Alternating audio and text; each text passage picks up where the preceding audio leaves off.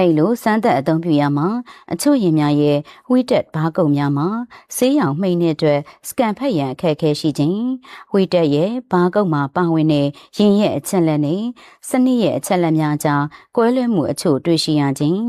အချို့ရင်များမှာတရက်အတွင်းထပ်မံပြန်လည်ဝယ်ယူရန်စူးစမ်းခြင်းများကိုစစ်စစ်တွေ့ရှိရပါတယ်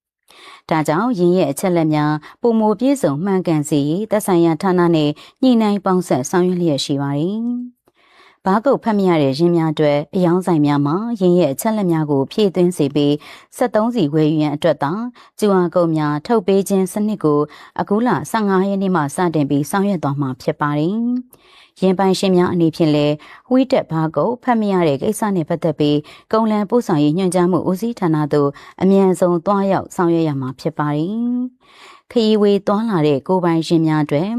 73စီဖြည့်လိုပါက